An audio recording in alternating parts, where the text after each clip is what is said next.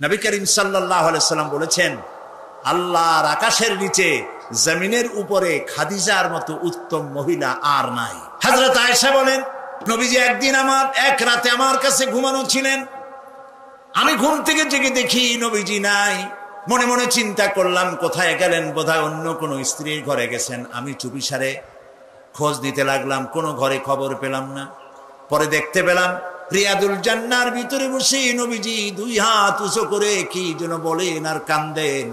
আমি পিছনে গিয়ে হাত তুললাম, শুনতে পেলাম নবীজি মুনাজাত করতে করতে এক পর্যায়ে গিয়ে বলছেন, রব্বুল আলামিন, কিয়ামতের ময়দানে যেদিন বাপ তার সন্তান হারায় ফেলবে, মা তার সন্তান হারিয়ে ফেলবে, সন্তান মায়ের চিনবে না, ওই দিন ওই কঠিন হাসরের ময়দানে আমি যেন আমার খাদিজারে হারায় না যাই। মোনাজাত শেষে হযরত আয়েশা বলছেন, ইয়া রাসূলুল্লাহ, এই একটা বুড়ির বিয়ে করছিলেন, 25 বছর বয়সে 40 বছরের বুড়ি। এই বুড়ির কথা এখনো আপনার মনে জাগে? এর থেকে ভালো কুমারী মেয়ে তো আপনি বিবাহ করেছেন। নবীজির মুখখানা মলিন হয়ে গেল। আল্লাহর নবী বলেন, আয়েশা, খাদিজা সম্পর্কে এমন কথা জীবনে কোনোদিন তুমি আমার সামনে আর এরকম বলো না। কারণ হলো তোমরা সবাই আমার সুদিনের স্ত্রী, আর খাদিজা আমার এমন সময়ের স্ত্রী যখন মক্কা নগরীতে মুহাম্মদের পা রাখার জায়গা ছিল না। সমস্ত সম্পদ উজাড় করে দিয়েছে আমার জন্য, ইসলামের জন্য। না খেয়ে থেকেছে রাতের পর রাত, দিনের পর দিন। আরবের সব থেকে ধনশালিনী নারী সমস্ত সম্পদ উজাড় করে দিয়েছেন আল্লাহর দ্বীনের জন্য। হযরত আয়েশা বলেন, আমাদের ঘরের ভিতরে তেমন গোশত রান্না বান্না খুবই কম হতো। আধপেটা অনাহারে অর্ধাহারে আমাদের দিন চলতো। যেদিন কোনো ভাগ্যক্রমে কোনো গোশত আসতো অথবা কোনো ছাগল দুম্বা জবাও হতো, নবীজি গোশতগুলি ভাগ করে স্ত্রীদের ঘরে ঘরে দিয়া নিজে একটা পটলার ভিতরে কয়েক টুকরা গোশত নিয়ে মদিনার রাস্তায় ঘুরে বেড়াতেন। খাদিজার কোনো বান্ধবী পাওয়া যায় নাকি? খাদিজার কোনো আত্মীয়া, কোন বান্ধবী পাওয়া যায় নাকি?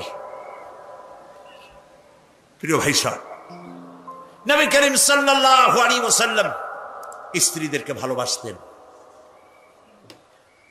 হাদিস থেকে শোনাচ্ছি, হযরত আয়েশা কুমারী মেয়ে, তাকে বিয়ে করেছেন নবী করিম সাল্লাল্লাহু আলাইহি ওয়াসাল্লাম।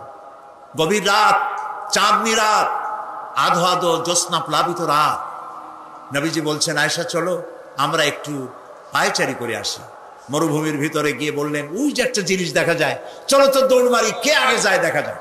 বিশ্বনবী স্ত্রীর মনোরঞ্জনের জন্য দৌড় প্রতিযোগিতা করতেছেন, তাও সুবহানাল্লাহ কইতে ইচ্ছে করে না। দৌড়াইয়া হযরত আয়েশা রাদিয়াল্লাহু তাআলা আনহা তিনি আগে চলে গেলেন, রাসূলুল্লাহ পিছনে পড়ে গেলেন। হযরত আয়েশা খুব আনন্দ করলেন, দেখলেন আপনি কিন্তু দৌড়ে আমার সাথে পারলেন না। বাস এর কয়েক বছর পর আরেকদিন এইভাবে দৌড়ের প্রতিযোগিতা হলো রাতের বেলায়। আজকে হযরত আয়েশা বলছেন, ওই দিনের তুলনায় আমার শরীরটা স্থূল হয়ে গেছে, আমি একটু মুটিয়ে গেছি। দৌড়াইয়া আমি পিছনে পড়ে গেলাম, রাসূল আগে উঠে গেলেন। আমি হাঁপাতে হাঁপাতে যখন নবীজির কাছে গিয়ে দাঁড়িয়েছি, রাসূলুল্লাহ তাবাসসুম মুস্কি হেসে আমার দিকে তাকিয়ে বলছেন, আয়েশা, ওই সেই দিনের প্রতিশোধ আজ নিলাম। সুবহানাল্লাহ, সুবহানাল্লাহ। কিসের ইউরোপ, কিসের আমেরিকা, ইসলামী সভ্যতার জুতার কাছেও দাঁড়াতে পারবে না তারা। ওরা আজকে কি বলে, বিশ্ব কি দিবস, নারী দিবস পালন করে। বিশ্ব নারী দিবস, বিশ্ব মাতৃ দিবস, বিশ্ব ভালোবাসা দিবস। বিশ্ব ভালোবাসা দিবস ওদের দরকার, যাদের সারা বছরে কোনো ভালোবাসা নাই, তাদের জন্য একটা দিন ভালোবাসার বনিতা করা লাগে। আমার লাগে না, কারণ আমার জন্মই হয়েছে ভালোবাসার মধ্য দিয়ে। আর দ্বীন ওয়ান নাসিহা, ইসলাম মানেই হলো ভালোবাসা। সুবহানাল্লাহ কও। ইসলাম মানেই হচ্ছে ভালোবাসা। আমার জন্য আলাদা কোনো ভালোবাসা দিবসের দরকার নেই। ওই সেই 97-তে ওই হুজুররা যখন ক্ষমতায় ছিলেন, সেই সময় বিশ্ব ভালোবাসা দিবস পালন করতেছে। কি ভালোবাসা দিবস? কলেজ বিশ্ববিদ্যালয়ের ছাত্র ছাত্রীরা সরোয়ার্দী উদ্যানের গাছের গোড়ায় বসে গেছে, সব জোড়ায় জোড়ায় বাকবাকুম পায়রা। বিশ্ব ভালোবাসা। এক মন্ত্রী ঢাকা বিশ্ববিদ্যালয়ের টিএসসি মিলনায়তনে বক্তৃতা করলেন, বিশ্ব ভালোবাসা দিবসে আজ আমি ঘোষণা করতে চাই, বিল ক্লিন্টন মনিকা প্রেম অমর হোক। মন্ত্রী বললেন, আমি পার্লামেন্টে ধরলাম তাকে, বললাম, মাননীয় স্পিকার, বিল ক্লিন্টন তার মেয়ের বয়সী মনিকার সাথে যে কাজটা করেছে, সে কাজের জন্য বিল ক্লিন্টন নিজেই অনুতপ্ত। টিভি এবং রেডিওর মাধ্যমে গোটা জাতির কাছে ক্ষমা চেয়েছে। আর হিলারির পাও রাতের বেলায় কতবার ধরেছে হিলারি আর তিনিই জানেন। যে অপরাধের জন্য তিনি নিজে অনুতপ্ত, সেই অপরাধের বিষয়টা নিয়ে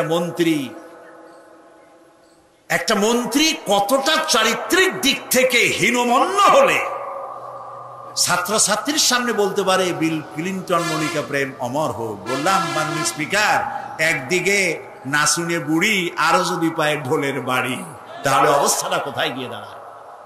আমার দেশে, মুসলমানদের দেশে বিশ্ব ভালোবাসা দিবসের কোনো প্রয়োজন নাই। বিশ্ব নারী দিবস পালন করা, বিশ্ব কন্যা দিবস পালন করা ওদের দরকার, যার দেশে নারীর কোনো মর্যাদা নাই, যেখানে কন্যার কোনো মর্যাদা নাই, যেখানে মাতৃত্বের পিতৃত্বের মর্যাদা নাই, সেখানে প্রয়োজন। আমার দেশে প্রয়োজন নাই। দিবস পালন করতে করতে এখন কিসব দিবস পালন করতেছে। কালকের পত্রিকায় দেখলাম বিশ্ব পায়খানা দিবস। আমি জানি না আপনারা বিশ্বাস করবেন কিনা, আমার নিজের চোখ দিয়ে দেখছি। পত্রিকাটার নাম আমি নিলাম না, এটা জঘন্য পত্রিকা, এখন বুঝে নিতে পারেন। বিশ্ব পায়খানা দিবস, নওজুবিল্লাহ, মানে তালাশ করে পায় না, করবে কি? এরপরে দেখলাম ঢাকায় দেওয়ালে লেখা বিশ্ব চিন্তা দিবস। তো বিশ্ব চিন্তা দিবসের এটার থিমটা কি, করবেটা কি? তো যারা আয়োজক তারা বলল যে আমরা ওই বিশ্ব চিন্তা দিবসে রাস্তার মোড়ে মোড়ে বসে চিন্তা করব যে আদৌ কোনো ব্যাপারে আমরা চিন্তা করতেছি কিনা। নওজুবিল্লাহ, পাগল কি গাছে ধরে? প্রিয় ভাই সব, আল্লাহ রাব্বুল আলামিন নারীর অধিকার দিয়েছে, কোরআন দিয়েছে, হাদিস দিয়েছে। বুক ভরে বলেন আলহামদুলিল্লাহ। প্রিয় ভাই সব, ইসলাম দিয়েছে নারীর অধিকার। রাসূলুল্লাহ বলছেন, আদ-দুনিয়া কুল্লুহা মাতাউন ওয়া খায়রুল মাতাইদ দুনিয়া ইমরাতুস সালিহা। এই পৃথিবীর সব কিছু হলো সম্পদ, তার মধ্যে শ্রেষ্ঠ সম্পদ হচ্ছে সালেহা, নেককারিনী, সতীসাধ্যী নারী। আলহামদুলিল্লাহ বলে। আল্লাহর নবী বলেন, আমার কাছে তিনটি জিনিস প্রিয়, নামাজ আমার কাছে প্রিয়, সুগন্ধ আমার কাছে প্রিয়, আর স্ত্রী আমার কাছে প্রিয়। সুবহানাল্লাহ, এই তিনটি জিনিস আমার কাছে প্রিয়। আপনার স্ত্রীকে আপনি তো এই জন্য তাকে সম্মান করবেন, ভালোবাসবেন, অনেক কারণ আছে। একটা কারণ তো এই, যেই রাস্তা দিয়ে আপনি জাহান্নামে যেতেন, সেই রাস্তায় আপনার স্ত্রী প্রহরীর মতো রাত দিন দাঁড়িয়ে আছে, সেখানে ব্যাখ্যা দেওয়ার কোনো প্রয়োজন নেই। সুতরাং আপনার স্ত্রীকে আপনি ভালোবাসবেন এবং তাকে আপনি সম্মান দিবেন। ইসলাম নারীকে অর্থনৈতিক অধিকার দিয়েছে, বলেছে ফাতুহুন্না উজুরাহুন্না ফরিদা, ফরজরূপী দায়িত্ব হিসাবে মহারানার টাকা আদায় করে দাও। এখন মহারানার টাকা আদায় করা হয় না, এখন বিবাহ মজলিসগুলিতে বলা হয় মহারানা কত? মহারানা হচ্ছে 21,21,101 টাকা, 11,11,101 টাকা। একটা 1 টাকা থাকা লাগবে। কোথায় পাইছেন এটা? একটা 1 টাকা থাকা লাগবে। আর এই যে মহারানা বাঁধা হয়, এই মহারানার টাকা আদায় করা অধিকাংশ ক্ষেত্রে আদায় করা হয় না। কথা ঠিক কিনা? কথা ঠিক কিনা? বরং উল্টা মহারণা আদায় করে নেয়। কারা নেয় বলেন? পাত্রপক্ষ। পাত্রপক্ষ মহারণা আদায় করে নেওয়ার সময় আদায় করার জন্য ঘটক, এগুলোরে কি বলে? ঘটক। কোন কোন এলাকায় এদেরকে উচ্চনাক বলা হয়। এদের কাজ হলো পরস্পরের মধ্যে বিবাহ দিতে গিয়ে মিথ্যা কথা বলা, উচ্চনাক। তো এরা বলে যে অমুকের ছেলে অমুকের মেয়ের বিবাহ হবে, ছেলেকে দিতে হবে কি? ছেলেকে দিতে হবে ল্যান্ড ক্রুইজার, ছেলেকে দিতে হবে গুলশানে বাড়ি, 10 লক্ষ টাকা ক্যাশ, মঙ্গল গ্রহে অফিস। বলে ছেলে লেখাপড়া জানে কি? কলেজের বারান্দা দিয়ে কয়েকদিন ঘুরে টুরে আসছে, গলায় সোনার সেন্টেনও আছে, মাথায় ভাল্লুকের মতো চুলও আছে। এরপরে এইভাবে করে এক অপাত্রে মেয়েদেরকে দেওয়ার ব্যবস্থা হয় টাকা পয়সার বিনিময়। মহারানাটা ওরা নিয়ে গেল। বিবাহে যদি উপহার দেয় শ্বশুর পক্ষ, পাত্র কি বলে কন্যা পক্ষ, পাত্রপক্ষকে যদি সোনা দেয়, দানা দেয়, টাকা দেয়, সব জায়েজ আছে, সুন্নত।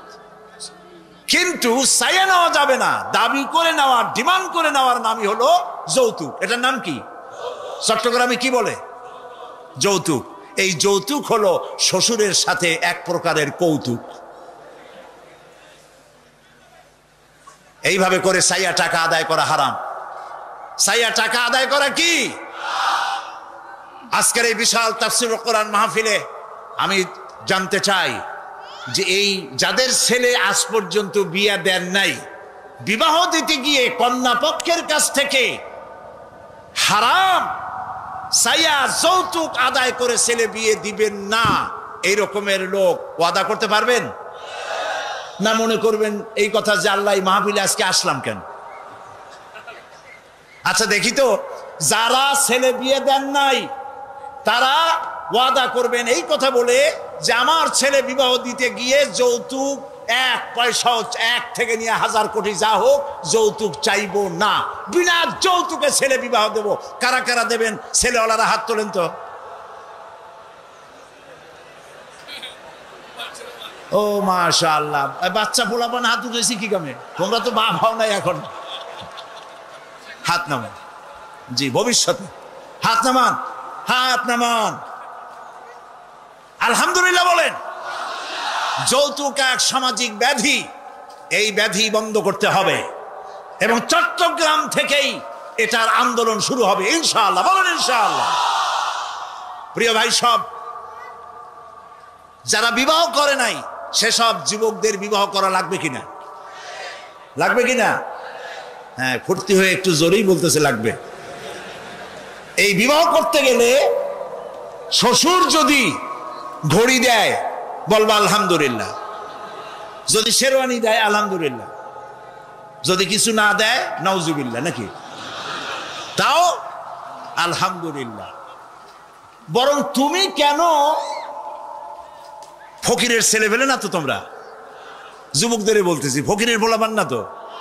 তো বউ ওই কি বলে, যারা বিবাহ করবা সেই শ্বশুর বাড়ির টেলিভিশন না হইলে দেখা যাবে না তুমি কি খয়রাতির পোলা। যদি এখন তো দেখতেই হয়, তো বউয়ের বাপের কাছ থেকে টেলিভিশন না নিয়া মসজিদ গুলার সামনে শুক্রবার দিন থাল পাতে বসে যাইও। তাও কন্যা পক্ষের কাছ থেকে চাইয়া নিবা না। কিছু দিলে আলহামদুলিল্লাহ, না দিলেও বিনা যৌতুকে নিজের পায়ে দাঁড়াইয়া চাকরি করে বিয়ে করবা। চাকরি কামাই রোজগার না করিয়া নিজে বাপের হোটেলে খাও, আরো একজন আনিয়া মেহমান বানাইও না। কাজ করবে, চাকরি করবে, ব্যবসা করবে, তারপরে নিজের টাকা দিয়া, বাপের টাকা দিয়া বিয়ে করিয়া বউরে রানী বানাইয়া ভালোবাসার সিংহাসনে বসাবে, তাকে কোনো কিছু খোটা দিবে না। এটা এই জন্য বলি, বাংলাদেশে একটা কি বলে ওটাকে, যৌতুকের একটা গরু দেওয়া হয় নাই, টেলিভিশন দেওয়া হয় নাই বলে গরুর মতো পিটিয়ে স্ত্রীকে হত্যা করা হয়েছে। হাজারো ঘটনা বাংলাদেশে আছে। বিনা যৌতুকে বিয়ে করবে যে সব বীর তরুণ চট্টলার যুবকের এবার হাত উঁচু করে দেখা। ও মাশাআল্লাহ, এখন তো দেখা যায় কেউ বিয়ে করে নাই।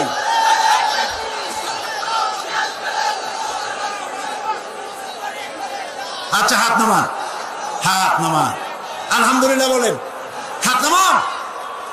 এই যে ভাই, আমি কিন্তু বুঝতে পারি দাঁড়াইছেন কেন, কোমর ব্যথা করতেছি বলে। বসেন, কোমর ব্যথা আল্লাহ ভালো বানাই দেবেন, জোরে কোন আমিন। আরে ভাই বসতে বলছি, বসেন।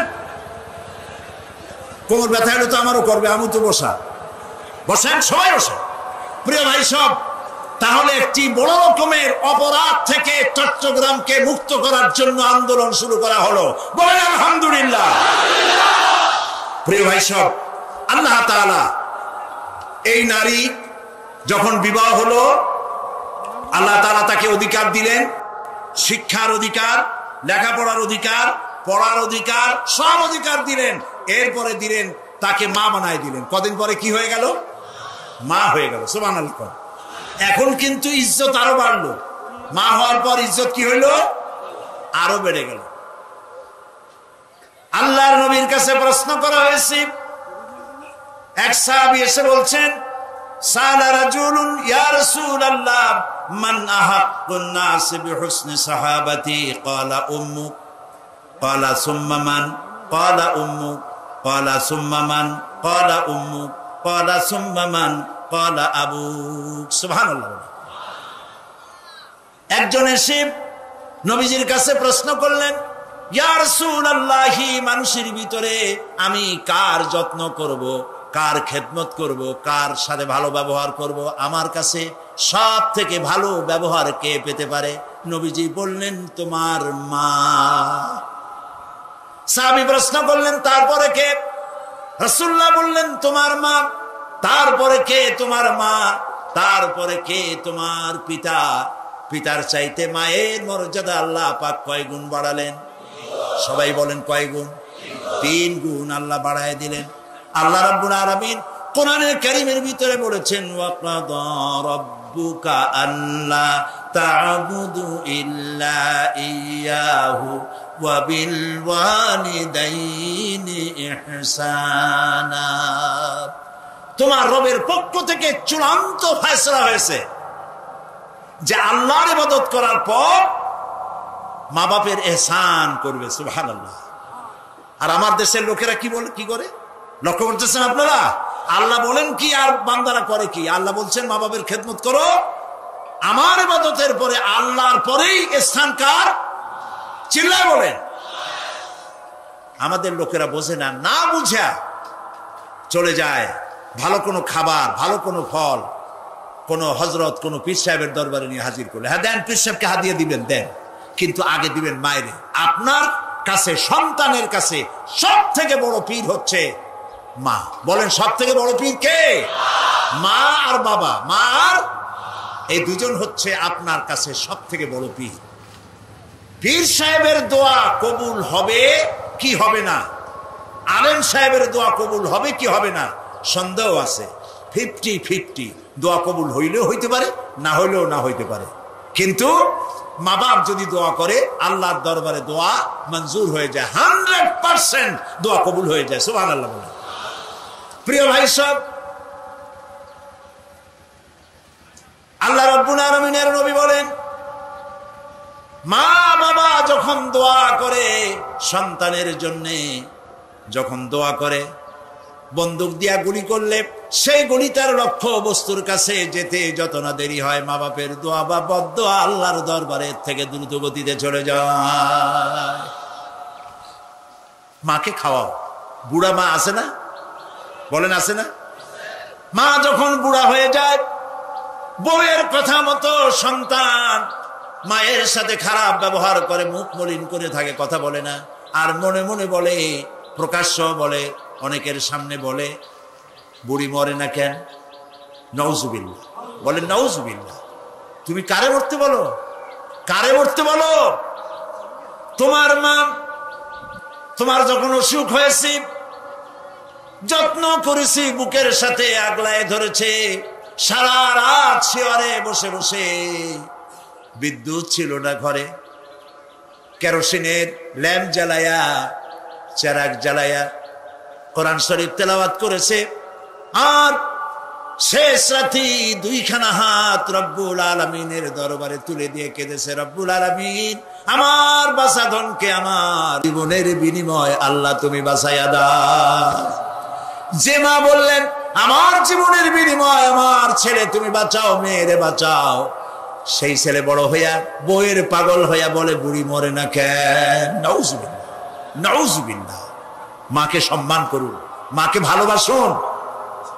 আল্লাহ রাব্বুল আলামিন বলেন ওয়াওয়াসাইনাল ইনসানা বিওয়ালিদাইহি ইহসানা হামালাতুহু উম্মুহু কুরহা ওয়া ওয়াদাআতুহু কুরহা ওয়া হামলুহু ওয়া ফিসালুহু 30 শাহরা। আমি সমগ্র মানব গোষ্ঠীকে উপদেশ দিচ্ছি, তোমরা তোমাদের ওসিয়ত করছি, তোমরা তোমাদের মা বাপকে সম্মান করো। তোমার মা তোমাকে গর্ভধারণ করেছে অত্যন্ত কষ্টের সাথে, ডেলিভারি করেছে অত্যন্ত কষ্টের সাথে, আর 30টা মাস বুকের দুধ দিয়ে তোমারে মানুষ করছে। সুবহানাল্লাহ, সুবহানাল্লাহ। প্রিয় ভাই সব, মা বাপ যদি হাত তোলে, চোখ দিয়া পানি পড়ে, দোয়া কবুল হয়ে যাবে। সুবহানাল্লাহ। এই যে হযরত বাইজিদ বুস্তামি রহমতুল্লাহ আলাইহির এই দরগায় আপনারা যান, হযরত বাইজিদ বুস্তামি যখন ছোট্ট ছিলেন, তার মা অসুস্থ, গভীর রাত্রে মা জেগে বলছে বাবা আমি তো পানির পিপাসায় শেষ হয়ে যাচ্ছি, একটু পানি পান করাও। বাচ্চা দেখলেন ঘরের মধ্যে পানি নাই, বাইরে কোথার থেকে পানি জোগাড় করলেন, এসে দেখেন মা ঘুমায় গেছে। শীতের রাত, বাচ্চা দাঁড়ায় আছে পানি নিয়ে। ফজরের সময় মায়ের ঘুম ভেঙেছে, তাকিয়ে দেখে বাইজিদ দাঁড়ানো। বাইজিদ তুমি দাঁড়ানো কেন, কাঁপতেছো কেন? ছেলে বলছে মা আপনি পানি চাইছিলেন। তা পানি চাইছিলাম, তা কি হয়েছে? তা আমি তো ঘরে পানি পাইনি, দূরে গিয়ে পানি আনছি, আনি দেখি আপনি ঘুমাই গেছেন। আমারে উঠাও নাই কেন? আপনার ঘুমের ক্ষতি হবে। তা তুমি নিজে ঘুমাও নাই কেন? এই জন্য যে আপনি জায়গায় যদি আবার পানি চান আর সময় মতো না দিতে পারি, তাহলে তো আপনার কষ্ট হবে। সেই জন্য মা আমি দাঁড়ায় রয়েছি, আপনি পানি খাবেন, সেই পানি নিয়ে। বাইজিদের মা হযরত বাইজিদকে বিছানার উপরে আরাম করে শোয়াই দিয়া উযু করে নিজে নামাজ পড়লেন। নামাজ আদায় করে দুইখানা হাত আল্লাহর দরবারে তুলে ধরে বলেন রব্বুল আলামিন আমি বাইজিদের মা, আমার ছোট্ট বাইজিদ আমার জন্য যে কষ্ট করেছে আজ, তার এই কষ্ট দেখে আমার কলিজা ঠান্ডা হয়ে গেছে। আমি মা হয়ে আমার বাইজিদের জন্য দোয়া করি রব্বুল আলামিন আমার বাইজিদকে তুমি সুলতানুল আরিফিন বানায়া দাও। দোয়া মঞ্জুর হয়েছে না হয় নাই? সুবহানাল্লাহ। প্রিয় ভাই সব, এই জন্য মা বাপকে সম্মান করতে হবে, মহব্বত করতে হবে এবং তাদের জন্য দোয়া করতে হবে। দোয়াটা আল্লাহ শিখাই দিয়েছেন। এমনকি মা বাবার সামনে চোখ মোটা করে কথা বলবে না, চোখ মোটা করে মা বাবার সামনে কথা বলবে না। আল্লাহ ইচ্ছা করলে চোখ অন্ধ করে দিতে পারেন। পীরের সামনে যত গিয়ে মহব্বত করে ঘাড় কাট করে বসো, তোমার বড় পীর, তোমার মা, তোমার বাবা, তাদেরকে শ্রদ্ধা করো, সম্মান করো, কলজা দিয়ে মহব্বত করো। মা বাপকে একটা কথা বিশ্বাস করুন, মনে রাখেন, মা বাপকে যে যত বেশি সম্মান করবে, মহব্বত করবে, মর্যাদা দেবে, তার জীবনে সম্মানের আর রুজির কোনো অভাব হবে না, হবে না, হবে না।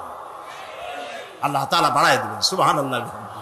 আল্লাহ দোয়া শিখাই দিচ্ছেন বান্দারে, মা বাবার সামনে শক্ত করে কথা কইস না, ওয়াকুল লাহুমা কাওলান কারীমা। মা বাবার সাথে সম্মান সূচক কথা বলো আর আমার কাছে দোয়া করো। কি বলে? আল্লাহ রাব্বুল আলামিন দোয়া শিখাই দিচ্ছেন, রব্বিরহামহুমা কামা রাব্বায়ানি সাগীরা। সবাই পড়েন রব্বিরহামহুমা কামা রাব্বায়ানি সাগীরা। আবার পড়েন রব্বিরহামহুমা কামা রাব্বায়ানি সাগীরা। আল্লাহ তাআলা শিখাই দিলেন বান্দারে দোয়া কর, আয় আমার রব, আমার মা বাপ আমাকে যেমন ছোটবেলায় স্নেহের করে লালন পালন করেছে, মাবুদ গো তুমি আমার মা বাপকে সেইভাবে তোমার রহমত করে লালন পালন করো। আল্লাহ দোয়া শিখাই দিচ্ছেন। এই দোয়া প্রত্যেক নামাজের পর আপনারা পড়বে। মনে থাকবে ভাই? জোরে বলেন, মনে থাকবে? আল্লাহ যেন আমাদেরকে মনে রাখান, আমরা বলি আমিন। প্রিয় ভাই সব, মা হিসাবে আল্লাহ তাআলা এই মর্যাদা বৃদ্ধি করে দিলেন। নারীর তিনটা স্তর বললাম, কন্যা, বধূ, মাতা। তিনও স্তরে ইসলাম যে মর্যাদা দিয়েছে এর থেকে বেশি মর্যাদা পৃথিবীতে কেউ দিতে পারে না। এখন এই নারীদেরকে যাদের এত মর্যাদা আল্লাহ দিলেন, মর্যাদা তো এত বাড়াই দিলেন, সন্তানের জান্নাত মায়ের পায়ের তলে ঢুকাই দিলেন। সুবহানাল্লাহ, সুবহানাল্লাহ বলবেন না? মেয়ে লোকের মায়ের পায়ের তলে তার সন্তানের বেহেশত আল্লাহ ঢুকাই দিলেন। সম্মান করো, মর্যাদা করো। যারা মা বাবার সাথে বেয়াদবি করছো, আজকের রাতে মায়ের কাছে গিয়ে, বাপের কাছে গিয়ে পাও দুটো জড়ায় ধরো আর বলো, আব্বা আম্মা আমি তো ভুল করছি, বেয়াদবি করছি, বুঝি নাই, আল্লাহর রাস্তায় আমারে মাফ করে দেন। মাফ করে দেবে না? দিবে। মা বাবার চাইতে সন্তানের জন্য কল্যাণকামী কে আছে? বল কথা মতো খবরদার কখনো মা বাবার সাথে নাফরমানি করবেন না। মনে থাকবে? মনে থাকবে? আল্লাহ তাআলা মনে রাখার তৌফিক দিক, আমরা বলি আমিন। প্রিয় ভাই সব, এই নারীকে সম্মান দিয়ে আল্লাহ তাআলা বলেছেন নারীরা যেন পর্দায় থাকে। قُلْ لِلْمُؤْمِنَاتِ يَغْضُضْنَ مِنْ أَبْصَارِهِنَّ। মেয়ে লোকদেরকে বলা হয়েছে, মুমিনা নারী তোমরা তোমাদের চক্ষুকে পর পুরুষ থেকে নিম্নগামী করে রাখো। ওয়াহফাজনা ফুরুজাহুন্না, আর তোমাদের যৌনাঙ্গ সমূহ এগুলিকে তোমরা হেফাজতে রাখো, এগুলি লজ্জাস্থান সমূহ হেফাজতে রাখো, যা মানুষকে দেখিও না। ওয়াকারনা ফি বুয়ুতিকুন্না ওয়ালা তাবাররাজনা তাবাররুজাল জাহিলিয়াতিল উলা, আর তোমরা তোমাদের ঘরের মধ্যে থাকো ওই জাহিলিয়াতের যুগে যে ধরনের সাজসজ্জা করে রাস্তায় বেরোতো, ঠাট ঠামক করতো, রূপচর্চা করতো মানুষের সামনে, পরপুরুষের সামনে, জাহিলি যুগের মতো তোমরা বেরিও না। কে বলতেছেন? আল্লাহ বলতেছেন, আল্লাহ পাক বলছেন ওয়াকারনা ফি বুয়ুতিকুন্না, ঘরের মধ্যে থাকো। এই ঘরের মধ্যে থাকার অর্থ কিন্তু এই নয় যে ঘরের মধ্যে পড়ে থাকো, লেখাপড়া করো না, চাকরি বাকরি করো না, এটা কিন্তু নয়। বরং নবী করিম সাল্লাল্লাহু আলাইহি সাল্লামের যুগে মহিলা সাহাবীরা ব্যবসা করেছেন। কেউ আতরের ব্যবসা করেছেন, কেউ ফলের ব্যবসা করেছেন, কেউ খেজুরের ব্যবসা করেছেন, এবং এই মহিলারা নার্সের দায়িত্ব পালন করেছেন। যুদ্ধাহত সৈন্যদেরকে নার্সিং করেছেন, যুদ্ধের ময়দানেও তারা কাজ করেছেন। কাজী ঘরের মধ্যে থাকো, তার অর্থ হলো ঘরের মধ্যে যে পরিবেশটা থাকে পর্দার পরিবেশ, যখন বাইরে যাবে তখনও এই পর্দার পরিবেশটা নিয়ে যাবে। যখন বাইরে যাবে বোরখাটা পরে যাইও, বোরখাটা পরলে ওইটা একটা ঘরের মতো, বোরখার দরজাও আছে, জানালাও আছে, আছে না? যেখানে সুযোগ আছে জানলা খুলে দেন, মুখের কাপড়টা উঠাইয়া দেখেন যেখানে সুযোগ আছে, আর যেখানে সুযোগ নাই জানলা বন্ধ করে দেন, ঠিক না? এই বোরখা পরতে বলা হয়েছে, বোরখা পরে চলবেন। এই বোরখাটা একটা নিয়ামত। বাংলাদেশ নিয়ে কথা বলি, এই বাংলাদেশে আজ পর্যন্ত যত নারীর মুখে অ্যাসিড পড়েছে, একটা দৃষ্টান্ত চাই। আপনারা বলেন আমাকে যে বোরখা পরা একটা মেয়ে লোকের মুখে অ্যাসিড পড়েছে, প্রমাণ দেন। পারবেন প্রমাণ দিতে? পারবেন? কেন পারবেন না বলেন? কারণটা কি? কারণ হলো এই, মেয়ে লোকটা যখন বোরখা পরলো সে আল্লাহর হুকুম পালন করলো। কার হুকুম পালন করেছে? আর তখন আল্লাহর দায়িত্ব হয়েছে নারীর সতীত্বের এবং তার শরীরের হেফাজতের দায়িত্ব নেওয়া। এই জন্য বোরখা পরা নারীর মুখে অ্যাসিড পড়ে না।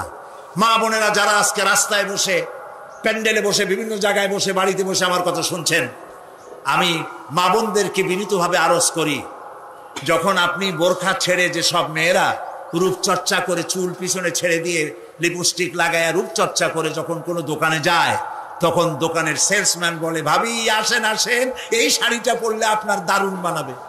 আরে শয়তান, শাড়ি বদলে মানাবে কিনা তার স্বামী বলবে তুই কেনা। এখন দোকানদার যদি ভাবি বলে তাতে কি মর্যাদা বাড়ে? বাড়ে না। আপনি দেখেন বোরখা পরেন, চাদর পরেন, দোকানে যান, দোকানি বলবে খালাম্মা, শাশি আম্মা, বসেন বসেন, সম্মান করে বসতে দেবে এবং আপনার সামনে কাপড়গুলি খুলে ধরবে যেটা আপনার প্রয়োজন নেবেন। তাহলে বোরখায় কি সম্মান কমায় না বাড়ায়? কমায় না বাড়ায়?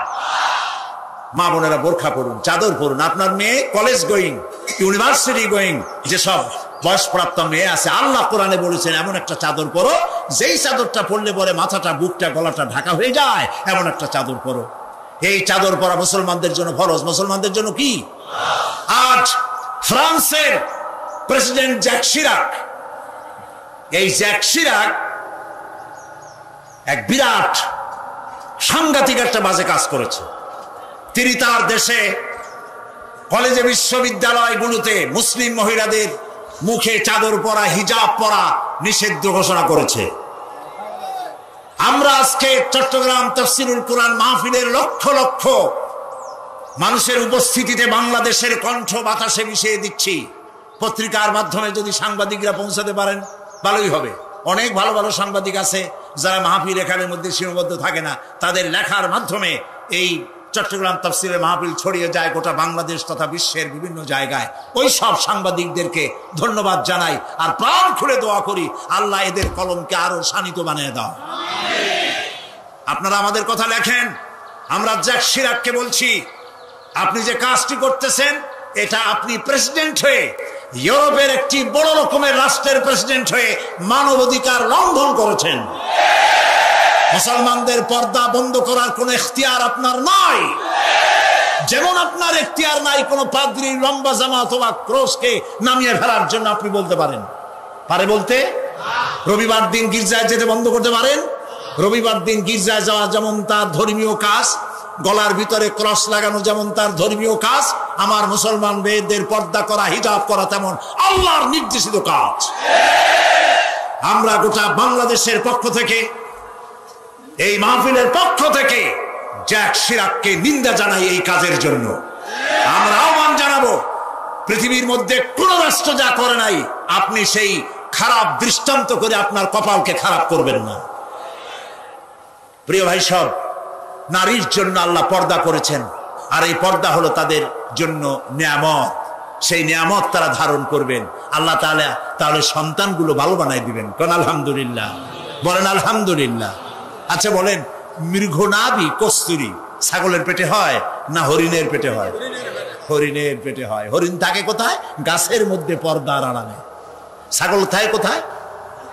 মাঠে ঘাটে, পথে ঘাটে, যেখানে সেখানে।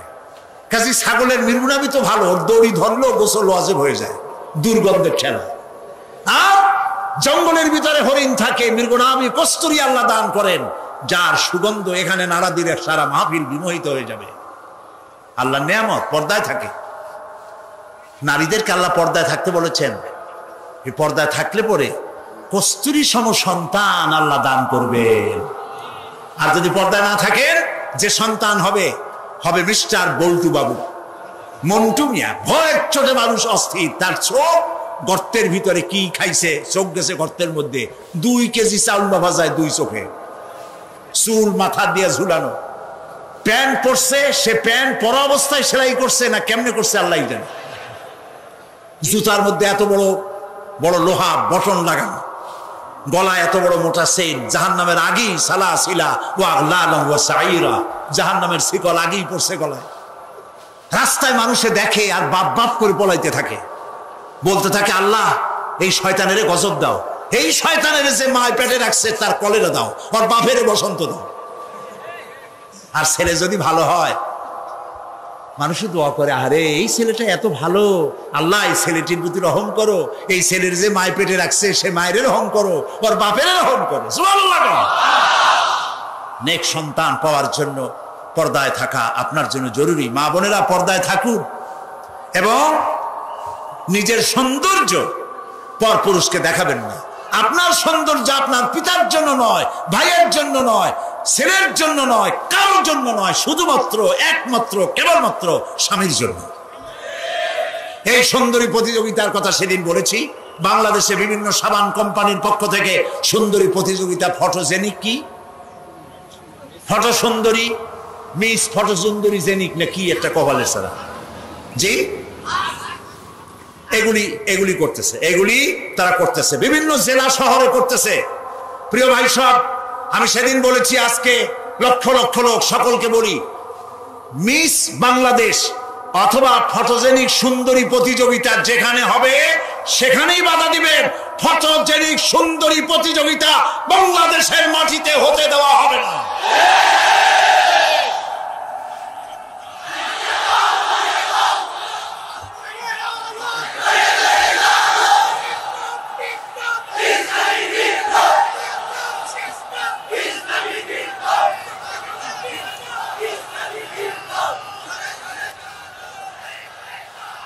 তারা একটু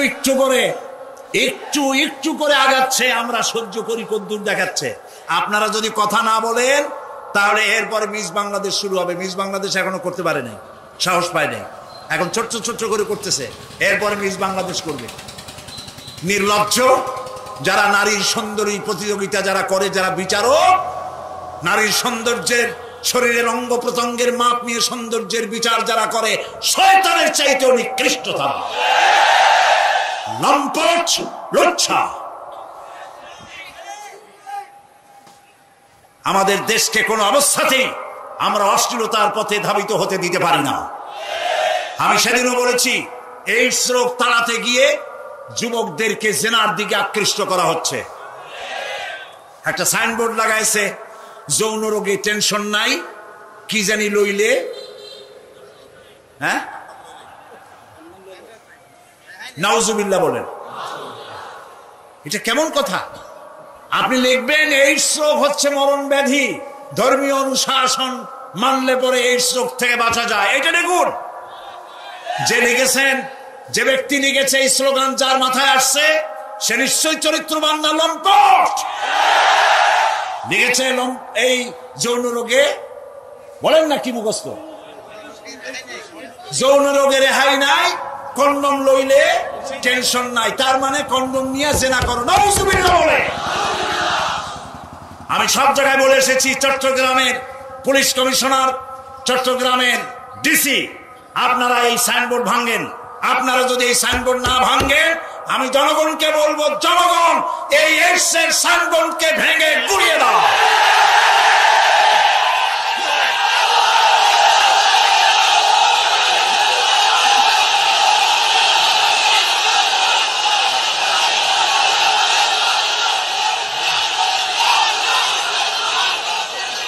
প্রিয় ভাই সব, আমরা কখনো আইন হাতে নিতে চাই না, কিন্তু আমার জাতি চরিত্র ধ্বংস হলে আমরা বসে থাকবো না। আমরা কথা বলবো, আমরা আমাদের বিবেককে কারো কাছে বিক্রি করি নাই। কথা বলবো পার্লামেন্টে, সিংহের মতো গর্জন করব ময়দানে, জীবন দিয়ে দিয়ে আল্লাহর কোরআনকে প্রতিষ্ঠা করবো ইনশাআল্লাহ।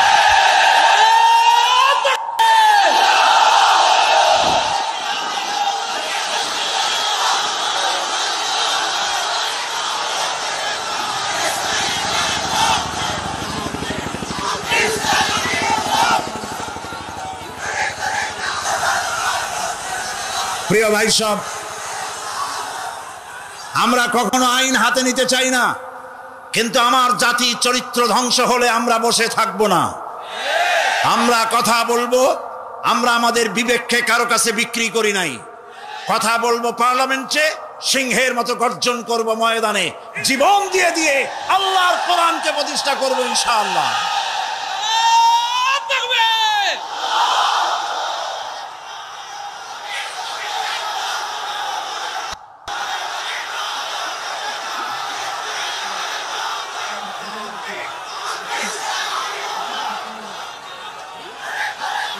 প্রিয় ভাই সব, বসুন। সুতরাং নারীকে পর্দায় থাকতে হবে এবং এই পর্দার আচরণ করতে হবে। মহিলাদের কর্মসংস্থানের বিষয়টাও ইসলাম পরিষ্কার বলে দিয়েছে। মেয়েরা কাজ করতে পারবে, কোনো অসুবিধা নেই, চাকরি করবে, লেখাপড়া করবে। নবী করিম সাল্লাল্লাহু আলাইহি ওয়াসাল্লামের স্ত্রী আমাদের মা হযরত আয়েশা রাদিয়াল্লাহু তাআলা আনহা হাজার হাজার সাহাবীদের উস্তাদ ছিলেন, হাদিস শিখিয়েছেন, ফিকহ শিখিয়েছেন, সুবহানাল্লাহ বলে, কোরআন শিখিয়েছেন, যুদ্ধের ময়দানে প্রধান সেনাপতিত্বের দায়িত্ব পালন করেছেন পর্দার ভেতরে থেকেই। সুতরাং আমাদের মাতৃজাতি, আমাদের নারী সমাজ লেখাপড়া করতে পারবেন, চাকরি করতে পারবেন, সব পারবেন, তবে একটি কাজ হলে তাদের চাকরিগুলি নিরাপদ হয়। সে কাজ হচ্ছে দেশের সবগুলি, আমি প্রস্তাব করেছিলাম, প্রস্তাবটা এখনো গৃহীত হয়নি, আমি বলেছি মহিলাদের জন্য আলাদা মেডিকেল কলেজ করার জন্য। কারণ মহিলা মেডিকেল কলেজ হলে পরে আমাদের দেশে যত পুরুষ ডাক্তার আছে সেই পরিমাণ মহিলা ডাক্তার নাই। মহিলাদের এমন অনেক রোগ হয় যা স্বামীর কাছে বলতেও তারা লজ্জা করে। ডাক্তার তো ভালো, এই জন্য মহিলা ডাক্তার বেশি প্রয়োজন। আর এজন্য বহু মেধা শক্তি সম্পন্ন মেয়েরা কোএডুকেশন বলে মেডিকেল কলেজগুলিতে ভর্তি হতে চায় না। মহিলা মেডিকেল কলেজ হলে তারা স্বাচ্ছন্দ্য ফিল করে। আমি প্রস্তাব দিয়ে রেখেছি, আপনারা দোয়া করুন যেন সেটা হয়। এখন সমস্ত গার্মেন্টস ফ্যাক্টরি, সমস্ত প্রাইমারি স্কুল এবং হসপিটালের মহিলা হসপিটাল, মহিলা ক্লিনিক ইত্যাদি এগুলি যদি মহিলাদের দায়িত্বে দিয়ে দেওয়া হয় তাহলে মহিলারা নিরাপদে চাকরি করতে পারেন। বিশেষ করে সমস্ত প্রাইমারি স্কুলগুলি পুরুষ মাস্টারদেরকে অন্যত্র কাজ দিয়া সমস্ত প্রাইমারি স্কুলগুলি যদি মহিলাদের হাতে ছেড়ে দেওয়া হয়, মহিলা শিক্ষয়িত্রীদের কাছে, তাহলে ছেলেরাও মায়ের মতো আদর পায়া শিখবে আর মায়েরাও নিরাপদে সতীত্ব সম্ভ্রম বজায় রেখে তারা চাকরি করতে পারবে। এরকম একটি চিন্তা চলছে, আপনারা দোয়া করেন যেন আল্লাহ তাআলা এই ব্যবস্থা করে দেন। প্রিয় ভাই সব, আরেকটি কথা, এখানে একটি মসজিদ আছে কোথাও, কাদিয়ানীদের একটা মসজিদ। কোন জায়গায় নাম বলেন? আহমদিয়া চকবাজার। এইখানে একটা মসজিদ আছে কাদিয়ানীদের, বাইতুল বাসেত মসজিদটার নাম। মুসলমানেরা জানে না বলে সেখানে নামাজ পড়তে যায়। মনে রাখবেন, কাদিয়ানীরা যে মসজিদ বানায় ওইটা মসজিদ না, এটা উপাসনালয়। কাদিয়ানীদের মসজিদে মুসলমানদের নামাজ হবে না, হবে না, হবে না। কারণ গোলাম মোহাম্মদ কাদিয়ানী কাফের, আর তাকে যারা নবী মানে তারাও কাফের। তাদের সাথে মুসলমানদের না না না, থামেন, এই যে বসেন। আমি কিন্তু এই গরম স্লোগান পছন্দ করি না। কি জ্বালায় পোড়াই দেবেন আপনি? জ্বালানো পোড়ানোর মধ্যে আমরা নাই। আমরা আছি, হক কথা বলি। তাদের অধিকার আছে দেশে থাকার, যেমন হিন্দু, খ্রিস্টান, বৌদ্ধ সকল জাতি যেমন এখানে সাম্প্রদায়িক সম্প্রীতি নিয়ে আছে, কাদিয়ানীরাও সেভাবে থাকবে। তবে তারা থাকবে অমুসলিম হিসাবে, মুসলমান হিসাবে অবশ্যই নয়। তাদের উপাসনার গায়ে কেউ হাত দেবে না, মনে থাকবে এই কথা। আমাদেরকে কোরআনে নিষেধ করা হয়েছে কারো মন্দির ভাঙবে না, কারো গুরুদুয়ারা, কারো গির্জা, কারো চার্চ, কারো প্যাগোডায় হাত দিবে না, ভাঙবে না, এবং কারো দেবতাকে গালি দিবে না, আমার আল্লাহ বলেছেন। মনে থাকবে এই কথা। সুতরাং তাদের উপাসনালয় হাত দেওয়া যাবে না। যেমনি বানাইছে তেমনি থাকুক, তারা নামাজ পড়বে। আমি আমার জনগণকে সতর্ক করছি, ওদের মসজিদ নয়, উপাসনালয়। ওটাকে মসজিদ বলা জায়েজ নাই, এটা উপাসনালয়। কোন মুসলমানের নামাজ এখানে হবে না, মনে থাকবে। মাথা গরম করবেন না কখনো। ইসলাম এই মাথা গরমে পছন্দ করে না। আস্তে আস্তে কোনো জায়গায় নিজেরা বসে বসে বোমা বানাইয়া তারপর আন্দাজে যাই এক জায়গায় হামলা করবেন, ইসলাম এটা মানে না, ইসলাম এটা বলে না। আপনি মাথা ঠান্ডা করবেন এবং আইন শৃঙ্খলা মেনে কাজ করবেন। নিজের ইচ্ছা মতো গোপন হামলা করা, গোপনে অস্ত্র তৈরি করা ইসলামের কোনো অনুমোদন নাই। এই জন্য আজকেও বলি, বাংলাদেশে হরকতুল জিহাদ, জামাতুল মুজাহিদিন সাহায্য করেন, আর কি হিজবুত তাওহীদ, হিজবুত তাহরীর, জুমরাতুল মাসাকিন, এই জাতীয় যতগুলি নতুন নতুন সংগঠন হয়েছে, এদেশের মুসলমানদের সাথে কোনো সম্পর্ক নাই। এগুলারে যেখানে পাবেন সেখান থেকে ধরে পুলিশে ধরিয়ে দিবেন। এরা বাংলাদেশের দুশ্মন, এরা মুসলমানদের দুশ্মন। আমার দেশের সাম্প্রদায়িক সম্প্রীতি বিনষ্ট করে এবং বোমাবাজি করে এই দেশকে বদনাম করে আমেরিকাকে তারা দাওয়াত করতে চায়, তারা বুশকে দাওয়াত করতে চায়। কাজী হিজবুত তাহরীর, হিজবুত তাওহীদ, হরকতুল জিহাদ, জামাতুল মুজাহিদিন মুসলমানদের সাথে কোনো সম্পর্ক নাই। যেখানে পাও সেখানে ধরো, গরুর দড়ি দিয়া বান্ধিয়া পুলিশে হ্যান্ডওভার করো। মনে থাকবে। আল্লাহ মনে রাখার তৌফিক দিন। প্রিয় ভাই সব, আমাদের এই স্বাধীন সার্বভৌম বাংলাদেশ, আল্লাহ তাআলা যেন দয়া করে এই দেশকে কোরআনের প্রতিষ্ঠার জন্য আল্লাহ যেন হামওয়ার করে দেন, বলেন আমিন। এত মুসলমান কোরআনের কথা শুনতে যে দেশে আসে, সেই দেশে ইসলাম কায়েম হতে দেরি হয়, বড় আফসোস লাগে, কষ্ট হয়। আসুন আমরা সবাই মিলে কোরআনের রাজ কায়েমের আন্দোলনে শরীক হয়ে যাই। আন্দোলন করবেন না, আপনার কোনো দাম নাই। হতে পারেন আপনি বড় মুহাদ্দিস, হতে পারেন আপনি বিশাল চিন্তাবিদ, কিন্তু আন্দোলনের সাথে নাই, আপনার দাম নাই। একটা হাতি, একটা পাগলা হাতি যদি চন্দনপুরা অথবা এদিকে কি পুরো আছে, আরে কোন কেমন কথা, এই যে আশেপাশে কত পুরো আছে, একদিক দিয়ে এসে ঢুকলো, একটা হাতি যদি ঢোকে তাহলে বাড়িঘর ভাঙ্গা মেসমার করে দিতে পারে, পারে না? কিন্তু হাতি যতই পাগলা হোক, যতই বন্য হোক, যতই শক্তিশালী হোক, একটা রেজিমেন্টের সামনে একটা হাতি কিচ্ছু না। আন্দোলন হচ্ছে রেজিমেন্ট, আন্দোলনে শরীক হও। কোরআন প্রতিষ্ঠা করতে যারা জীবন বাজি রেখে সামনে চলে এসেছে সেই লাইনে সামিল হয়ে যাও। প্রিয় ভাই সাহেব, আজকে আর আমি কথা বাড়াবো না, কারণ অনেক দূর যেতে হবে। বাংলাদেশের বিভিন্ন জেলা থেকে লোকেরা এসেছেন, আমি 10টার মধ্যেই শেষ করতে চাই। সেই জন্য দাঁড়ানো ভাইয়ের এবার বসেন, কাঙ্ক্ষিত মোনাজাতের দিকে এগিয়ে যাচ্ছি। দোয়া কবুল হবে ইনশাআল্লাহ, বলি ইনশাআল্লাহ। এত লক্ষ লক্ষ লোকের চোখের পানি এবং তাদের আকুতি আল্লাহ ফেরত দিবেন না ইনশাআল্লাহ, বলি ইনশাআল্লাহ। আজকে কয়জন? আজকে 13 জন ইসলাম কবুল করার জন্য চলে এসেছেন। বলো লা ইলাহা ইল্লাল্লাহু মুহাম্মাদুর রাসূলুল্লাহ। আল্লাহ ছাড়া কোনো ইলাহ নাই। নবী করিম সাল্লাল্লাহু আলাইহি সাল্লাম বলেছেন, আল্লাহর আকাশের নিচে জমিনের উপরে খাদিজার মতো উত্তম মহিলা আর নাই। হযরত আয়েশা বলেন, নবীজি একদিন এক রাতে আমার কাছে ঘুমানো ছিলেন। আমি ঘুম থেকে জেগে দেখি নবীজি নাই। মনে মনে চিন্তা করলাম কোথায় গেলেন, বোধহয় অন্য কোনো স্ত্রীর ঘরে গেছেন। আমি চুপিসারে খোঁজ নিতে লাগলাম, কোনো ঘরে খবর পেলাম না। পরে দেখতে পেলাম রিয়াদুল জান্নার ভিতরে বসে নবীজি 2 হাত উঁচু করে কি যেন বলেন আর কান্দেন।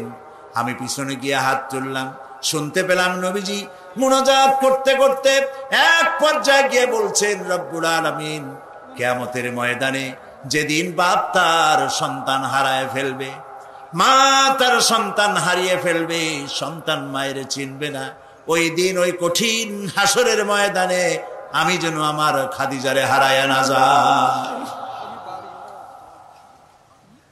মোনাজাত শেষে হযরত আয়েশা বলছেন, ইয়া রাসূলুল্লাহ, এই একটা বুড়ির বিয়ে করছিলেন, 25 বছর বয়সে, 40 বছরের বুড়ি। এই বুড়ির কথা এখনো আপনার মনে জাগে? এর থেকে ভালো কুমারী মেয়ে তো আপনি বিবাহ করেছেন। নবীজির মুখখানা মলিন হয়ে গেল। আল্লাহর নবী বলেন, আয়েশা, খাদিজা সম্পর্কে এমন কথা জীবনে কোনোদিন তুমি আমার সামনে আর এরকম বলো না। কারণ হলো তোমরা সবাই আমার সুদিনের স্ত্রী, আর খাদিজা আমার এমন সময়ের স্ত্রী যখন মক্কা নগরীতে মুহাম্মদের পা রাখার জায়গা ছিল না। সমস্ত সম্পদ উজাড় করে দিয়েছে আমার জন্য, ইসলামের জন্য। না খেয়ে থেকেছে রাতের পর রাত, দিনের পর দিন। আরবের সব থেকে ধনশালিনী নারী, সমস্ত সম্পদ উজাড় করে দিয়েছেন আল্লাহর দ্বীনের জন্য। হযরত আয়েশা বলেন, আমাদের ঘরের ভিতরে তেমন গোশত রান্না বান্না খুবই কম হতো। আধপেটা অনাহারে অর্ধাহারে আমাদের দিন চলতো। যেদিন কোনো ভাগ্যক্রমে কোনো গোশত আসতো অথবা কোনো ছাগল দুম্বা জবাই হতো, নবীজি গোশতগুলি ভাগ করে স্ত্রীদের ঘরে ঘরে দিয়া নিজে একটা পটলার ভিতরে কয়েক টুকরা গোশত নিয়ে মদিনার রাস্তায় ঘুরে বেড়াতেন। খাদিজার কোনো বান্ধবী পাওয়া যায় নাকি? খাদিজার কোনো আত্মীয়া, কোনো বান্ধবী পাওয়া যায় নাকি? প্রিয় ভাই সাহেব, নবী করিম সাল্লাল্লাহু আলাইহি ওয়াসাল্লাম স্ত্রীদেরকে ভালোবাসতেন। হাদিস থেকে শোনাচ্ছি, হযরত আয়েশা কুমারী মেয়ে, তাকে বিয়ে করেছেন নবী করিম সাল্লাল্লাহু আলাইহি ওয়াসাল্লাম। গভীর রাত, চাঁদনি রাত, আধো আধো জ্যোৎস্না প্লাবিত রাত। নবীজি বলছেন, আয়েশা চলো আমরা একটু পায়চারি করে আসি।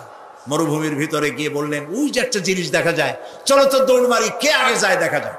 বিশ্বনবী স্ত্রীর মনোরঞ্জনের জন্য দৌড় প্রতিযোগিতা করতেছেন, তা সুবহানাল্লাহ কইতে ইচ্ছে করে না। দৌড়াইয়া হযরত আয়েশা রাদিয়াল্লাহু তাআলা আনহা তিনি আগে চলে গেলেন, রাসূলুল্লাহ পিছনে পড়ে গেল। হযরত আয়েশা খুব আনন্দ করলেন, দেখলেন আপনি কিন্তু দৌড়ে আমার সাথে পারলেন না। বাস এর কয়েক বছর পর আরেকদিন এইভাবে দৌড়ের প্রতিযোগিতা হলো রাতের বেলায়। আজকে হযরত আয়েশা বলছেন ওই দিনের তুলনায় আমার শরীরটা স্থূল হয়ে গেছে, আমি একটু মুটিয়ে গেছি। দৌড়াইয়া আমি পিছনে পড়ে গেলাম, রাসূল আগে উঠে গেলেন। আমি হাঁপাতে হাঁপাতে যখন নবীজির কাছে গিয়ে দাঁড়িয়েছি, রাসূলুল্লাহ তাবাসসুম মুস্কি হেসে আমার দিকে তাকিয়ে বলছেন, আয়েশা ওই সেই দিনের প্রতিশোধ আজ নিলাম। সুবহানাল্লাহ, সুবহানাল্লাহ। কিসের ইউরোপ, কিসের আমেরিকা, ইসলামী সভ্যতার জুতার কাছেও দাঁড়াতে পারবে না তারা। ওরা আজকে কি বলে, বিশ্ব কি দিবস, নারী দিবস পালন করে। বিশ্ব নারী দিবস, বিশ্ব মাতৃ দিবস, বিশ্ব ভালোবাসা দিবস। বিশ্ব ভালোবাসা দিবস ওদের দরকার, যাদের সারা বছরে কোনো ভালোবাসা নাই তাদের জন্য একটা দিন ভালোবাসার বনিতা করা লাগে। আমার লাগে না, কারণ আমার জন্মই হয়েছে ভালোবাসার মধ্য দিয়ে। আর দ্বীন ওয়ান নাসিহা, ইসলাম মানেই হলো ভালোবাসা। সুবহানাল্লাহ কও।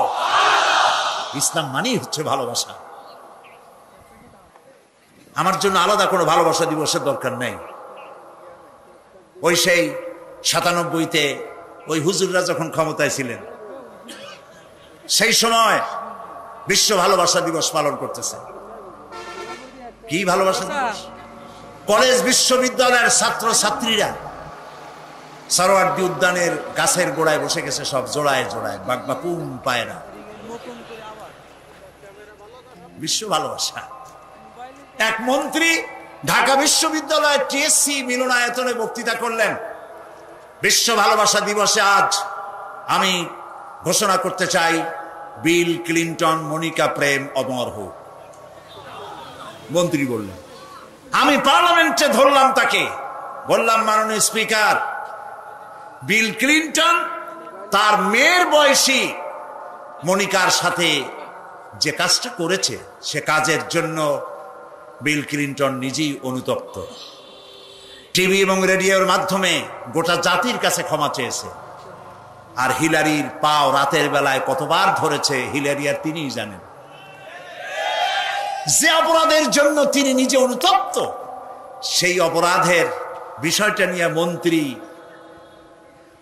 একটা মন্ত্রী কতটা চারিত্রিক দিক থেকে হীনমন্য হলে ছাত্রছাত্রীর সামনে বলতে পারে বিল ক্লিনটন মনিকা প্রেম অমর হোক। বললাম মাননীয় স্পিকার, একদিকে নাচুনে বুড়ি, আরো যদি পায় ঢোলের বাড়ি, তাহলে অবস্থাটা কোথায় গিয়ে দাঁড়ায়? আমার দেশে, মুসলমানদের দেশে বিশ্ব ভালোবাসা দিবসের কোনো প্রয়োজন নাই। বিশ্ব নারী দিবস পালন করা, বিশ্ব কন্যা দিবস পালন করা ওদের দরকার, যার দেশে নারীর কোনো মর্যাদা নাই, যেখানে কন্যার কোনো মর্যাদা নাই, যেখানে মাতৃত্বের পিতৃত্বের মর্যাদা নাই, সেখানে প্রয়োজন। আমার দেশে প্রয়োজন নাই। দিবস পালন করতে করতে এখন কিশোর দিবস পালন করতেছে। কালকের পত্রিকায় দেখলাম বিশ্ব পায়খানা দিবস। আমি জানি না আপনারা বিশ্বাস করবেন কিনা, আমার নিজের চোখ দিয়ে দেখছি। পত্রিকাটার নাম আমি নিলাম না, এটা জঘন্য পত্রিকা, এখন বুঝে নিতে পারেন। বিশ্ব পায়খানা দিবস, নওজুবিল্লাহ, মানে তালাশ করে পায় না, করবে কি? এরপরে দেখলাম ঢাকায় দেওয়ালে লেখা বিশ্ব চিন্তা দিবস। তো বিশ্ব চিন্তা দিবসের এটার থিমটা কি, করবেটা কি? তো যারা আয়োজক তারা বলল যে আমরা ওই বিশ্ব চিন্তা দিবসে রাস্তার মোড়ে মোড়ে বসে চিন্তা করব যে আদৌ কোনো ব্যাপারে আমরা চিন্তা করতেছি কিনা। নওজুবিল্লাহ, পাগল কি গাছে ধরে? প্রিয় ভাই সব, আল্লাহ রাব্বুল আলামিন নারীর অধিকার দিয়েছে, কোরআন দিয়েছে, হাদিস দিয়েছে। বুক ভরে বলেন আলহামদুলিল্লাহ। প্রিয় ভাই সব, ইসলাম দিয়েছে নারীর অধিকার।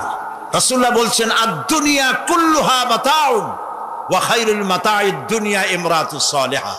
এই পৃথিবীর সব কিছু হলো সম্পদ, তার মধ্যে শ্রেষ্ঠ সম্পদ হচ্ছে সালেহা, নেককারিনী, সতীসাধ্যী নারী। আলহামদুলিল্লাহ বলে। আল্লাহর নবী বলেন, আমার কাছে তিনটি জিনিস প্রিয়, নামাজ আমার কাছে প্রিয়, সুগন্ধ আমার কাছে প্রিয়, আর স্ত্রী আমার কাছে প্রিয়। সুবহানাল্লাহ। এই তিনটি জিনিস আমার কাছে প্রিয়। আপনার স্ত্রীকে আপনি তো এই জন্য তাকে সম্মান করবেন, ভালোবাসবেন, অনেক কারণ আছে। একটা কারণ তো এই, যেই রাস্তা দিয়ে আপনি জাহান্নামে যেতেন সেই রাস্তায় আপনার স্ত্রী প্রহরীর মতো রাত দিন দাঁড়িয়ে আছে, সেখানে ব্যাখ্যা দেওয়ার কোনো প্রয়োজন নেই। সুতরাং আপনার স্ত্রীকে আপনি ভালোবাসবেন এবং তাকে আপনি সম্মান দিবেন। ইসলাম নারীকে অর্থনৈতিক অধিকার দিয়েছে, বলেছে ফাতুহুন্না উজুরাহুন্না ফরিদা, ফরজ রূপী দায়িত্ব হিসাবে মহারানার টাকা আদায় করে দাও। এখন মহারানার টাকা আদায় করা হয় না, এখন বিবাহ মজলিসগুলিতে বলা হয় মহারানা কত? মহারানা হচ্ছে 21,21,101 টাকা, 11,11,101 টাকা। একটা 1 টাকা থাকা লাগবে।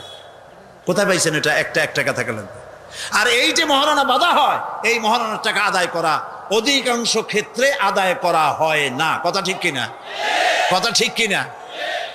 বরং উল্টা মহারানা আদায় করে নেয়। কারণ বলেন,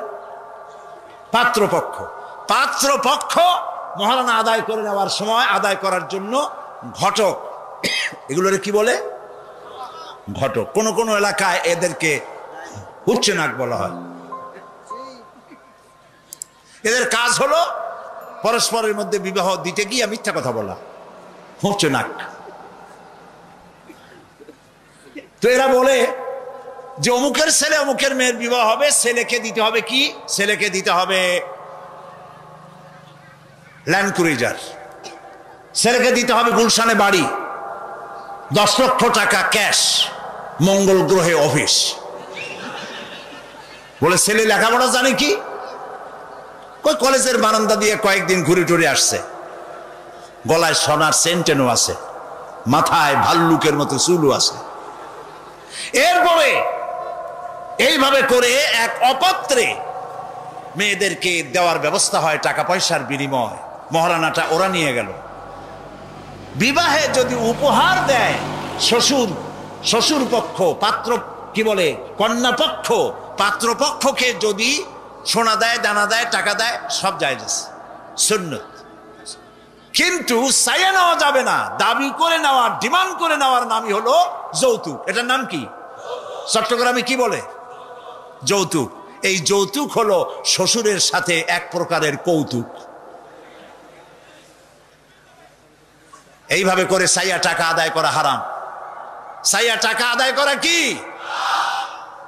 আজকের এই বিশাল তাফসীরুল কোরআন মাহফিলে আমি জানতে চাই যে এই যাদের ছেলে আজ পর্যন্ত বিয়ে দেন নাই, বিবাহ দিতে গিয়ে কন্যা পক্ষের কাছ থেকে হারাম সাইয়া যৌতুক আদায় করে ছেলে বিয়ে দিবেন না, এই রকমের লোক ওয়াদা করতে পারবেন না? মনে করবেন এই কথা যে আল্লাহ মাহফিলে আজকে আসলাম কেন? আচ্ছা দেখি তো, যারা ছেলে বিয়ে দেন নাই তারা ওয়াদা করবেন এই কথা বলে যে আমার ছেলে বিবাহ দিতে গিয়ে যৌতুক 1 পয়সা, 1 থেকে নিয়ে 1000 কোটি যা হোক, যৌতুক চাইবো না, বিনা যৌতুকে ছেলে বিবাহ দেব। কারা কারা দেবেন? ছেলেওয়ালারা হাত তোলেন তো। ও মাশাআল্লাহ, বাচ্চা পোলাপান হাত উঠেছি কি কামে? তোমরা তো বাপ হও নাই এখন। হাত নামান। জি, ভবিষ্যতে হাত নামান, হাত নামান। আলহামদুলিল্লাহ বলেন। যৌতুক এক সামাজিক ব্যাধি, এই ব্যাধি বন্ধ করতে হবে এবং চট্টগ্রাম থেকেই এটার আন্দোলন শুরু হবে ইনশাআল্লাহ। বলেন ইনশাআল্লাহ। প্রিয় ভাই, সব যারা বিবাহ করে নাই সেসব যুবকদের বিবাহ করা লাগবে কিনা? লাগবে কিনা? হ্যাঁ, ফুর্তি হয়ে একটু জোরেই বলতেছে লাগবে। এই বিবাহ করতে গেলে শ্বশুর যদি ঘড়ি দেয় বলবা আলহামদুলিল্লাহ, যদি শেরওয়ানি দেয় আলহামদুলিল্লাহ, যদি কিছু না দেয় নাউজুবিল্লাহ, নাকি? তাও আলহামদুলিল্লাহ। বরং তুমি কেন ফকিরের ছেলে ফেলে না তো, তোমরা যুবকদের বলতেছি, ফকিরের বলাবান না তো, তো বউ ওই কি বলে যারে বিবাহ করবা সেই শ্বশুর বাড়ির টেলিভিশন না হইলে দেখা যাবে না, তুমি কি খয়রাতির পোলা? যদি এখন তো দেখতেই হয় তো বউয়ের বাপের কাছ থেকে টেলিভিশন না নিয়া মসজিদ গুলার সামনে শুক্রবার দিন থাল পাতে বসে যাই। তাও কন্যা পক্ষের কাছ থেকে চাইয়া নিবা না, কিছু দিলে আলহামদুলিল্লাহ, না দিলেও বিনা যৌতুকে নিজের পায়ে দাঁড়াইয়া চাকরি করে বিয়ে করবা। চাকরি কামাই রোজগার না করিয়া নিজে বাপের হোটেলে খাও, আরো একজন আনি মেহমান বানাইও না। কাজ করবে, চাকরি করবে, ব্যবসা করবে, তারপরে নিজের টাকা দিয়া বাপের টাকা দিয়া বিয়ে করিয়া বউরে রানী বানাইয়া ভালোবাসার সিংহাসনে বসাবে, তাকে কোনো কিছু খোটা দিবে না। এটা এই জন্য বলি, বাংলাদেশে একটা কি বলে ওটাকে, যৌতুকের একটা গরু দেওয়া হয় নাই, টেলিভিশন দেওয়া হয় নাই বলে গরুর মতো পিটিয়ে স্ত্রীকে হত্যা করা হয়েছে, হাজারো ঘটনা বাংলাদেশে আছে। বিনা যৌতুকে বিয়ে করবে যে সব বীর তরুণ চট্টলার যুবকের এবার হাত উঁচু করে দেখা। ও মাশাআল্লাহ, এখন তো দেখা যায় কেউ বিয়ে করে নাই।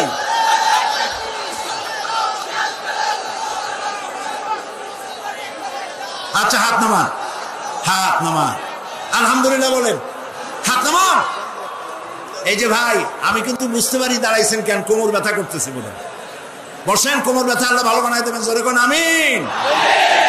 আরে ভাই বসতে বলছি, বসেন। কোমর ব্যথা হলে তো আমারও করবে, আমি তো বসা। বসেন, সবাই বসেন।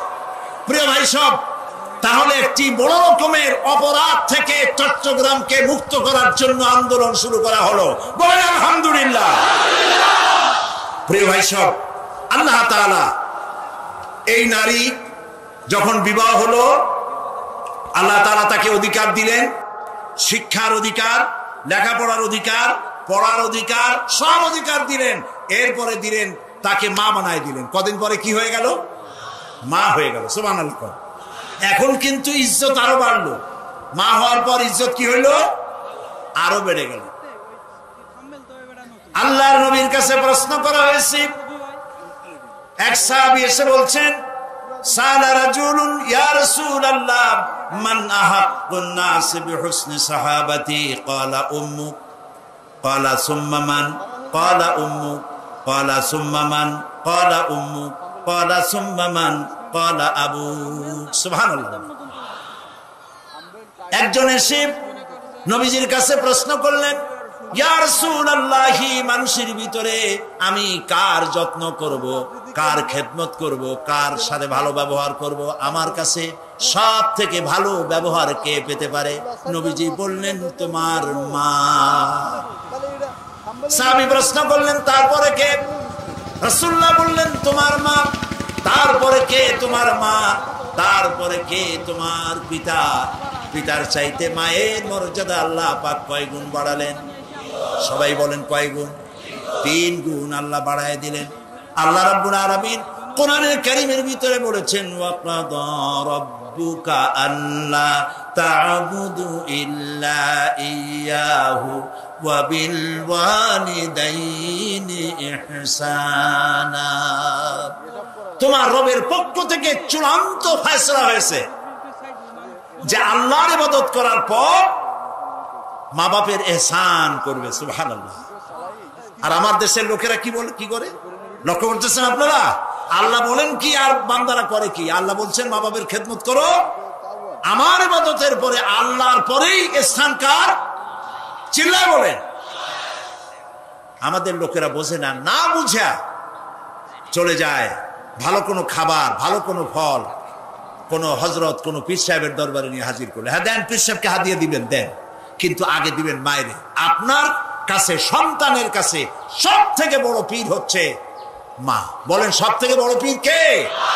মা আর বাবা। মা আর এই দুজন হচ্ছে আপনার কাছে সব থেকে বড় পীর। পীর সাহেবের দোয়া কবুল হবে কি হবে না, আলেম সাহেবের দোয়া কবুল হবে কি হবে না, সন্দেহ আছে। 50-50, দোয়া কবুল হইলেও হইতে পারে, না হইলেও না হইতে পারে। কিন্তু মা বাপ যদি দোয়া করে আল্লাহর দরবারে দোয়া মঞ্জুর হয়ে যায়, 100% দোয়া কবুল হয়ে যায়। সুবহানাল্লাহ বলে। প্রিয় ভাই সব, আল্লাহ রাব্বুল আলামিনের নবী বলেন, মা বাবা যখন দোয়া করে সন্তানের জন্য, যখন দোয়া করে, বন্দুক দিয়া গুলি করলে সেই গুলি তার লক্ষ্য বস্তুর কাছে যেতে যত না দেরি হয়, মা বাপের দোয়া বা বদদোয়া আল্লাহর দরবারে থেকে দ্রুত গতিতে চলে যায়। মাকে খাওয়াও, বুড়া মা আছে না, বলেন আছে না? মা যখন বুড়া হয়ে যায়, বউয়ের কথা মতো সন্তান মায়ের সাথে খারাপ ব্যবহার করে, মুখ মলিন করে থাকে, কথা বলে না, আর মনে মনে বলে, প্রকাশ্য বলে, অনেকের সামনে বলে, বুড়ি মরে না কেন? নাউজুবিল্লাহ, বলে নাউজুবিল্লাহ। তুমি কারে মরতে বলো? কারে মরতে বলো? তোমার মা, তোমার যখন অসুখ হয়েছে, যত্ন করেছি, বুকের সাথে আগলায় ধরেছে, সারা রাত শিয়রে বসে বসে, বিদ্যুৎ ছিল না ঘরে, কেরোসিনের ল্যাম্প জ্বালায়া, চেরাগ জ্বালায়া কোরআন শরীফ তেলাওয়াত করেছে, আর শেষ রাতি দুইখানা হাত রব্বুল আলামিনের দরবারে তুলে দিয়ে কেঁদেছে, রব্বুল আলামিন আমার বাঁচাধনকে আমার জীবনের বিনিময় আল্লাহ তুমি বাঁচাইয়া দাও।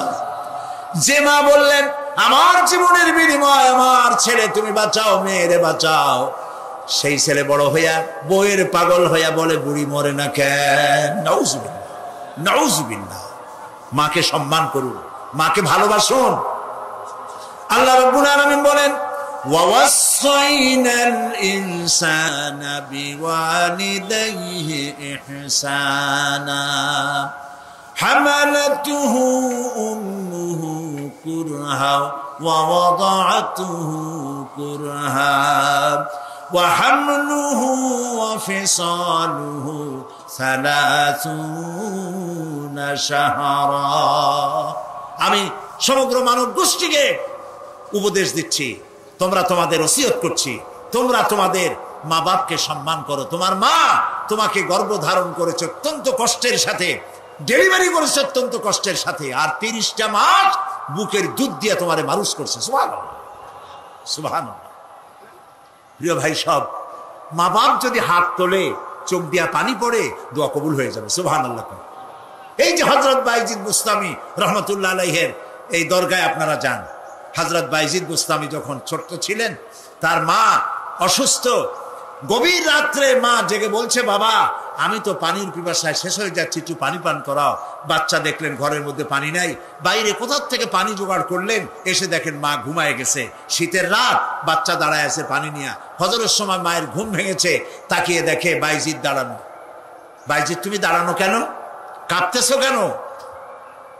ছেলে বলছে, মা আপনি পানি চাইছিলেন। তা পানি চাইছিলাম, তা কি হয়েছে? তা আমি তো ঘরে পানি পাইনি, দূরে গিয়ে পানি আনছি, আনি দেখি আপনি ঘুমাই গেছেন।